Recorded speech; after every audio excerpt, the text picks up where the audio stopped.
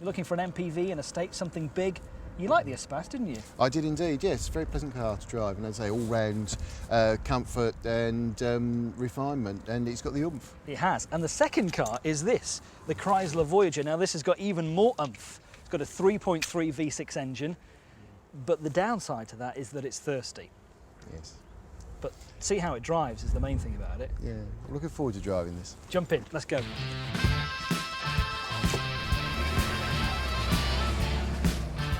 Now, Clyde, if you thought the Espace was big, this is even bigger. This is the Chrysler Grand Voyager. And isn't it just? Isn't it huge? Yeah, it's very, very comfortable to drive, but the driving position, when you've got the armrest down, it's actually surprisingly small. You find it a bit cramped? Yeah.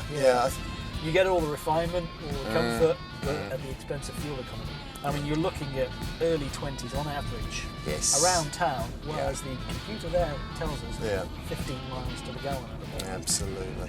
Is that a bit too thirsty for you? Yeah, as a weekend runabout, if you could afford to leave one of these sitting in the garage all week, go for it. Now consider this, when this was new, this would cost £27,000 a few years ago. Now, it's 10 grand.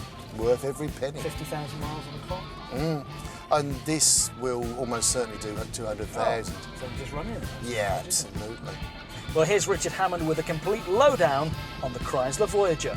When Chrysler make their claims that the MPV was their idea, they're usually talking about their old day vans. And this, the Voyager, their MPV, kind of continues some of the themes from the day van, only in so much as it looks, well, vaguely menacing, or at least as if it's trying to look menacing, and also that it offers pretty high levels of luxurious accommodation. These sliding doors are pretty handy too, especially if you're parked in anywhere small.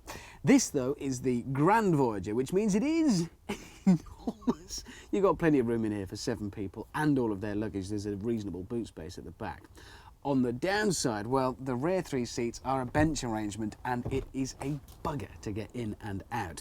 Mind you, these things do have a reputation for being able to do pretty big miles and not show any signs of trouble, so it should be very reliable. As well as loads and loads of kit, including electrically heated and adjustable seats, you get a 3.3 litre V6 petrol engine, which means it will be quick and very expensive to run. This model of the Voyager has now been replaced by the newer version, and whilst that newer version is undoubtedly better looking and certainly safer in the event of a head-on collision, that does mean there will be some bargains around for this, the outgoing model. So if you do decide to go for the Voyager, remember, bargain hard. If you fancy a Chrysler Voyager, you get a choice of engines. Petrol, there's a 2 litre and a 3.3 litre. If you want a turbo diesel, that's 2.5 litre. The insurance groups vary according to the engine and trim level between 12 and 14. None of them that cheap.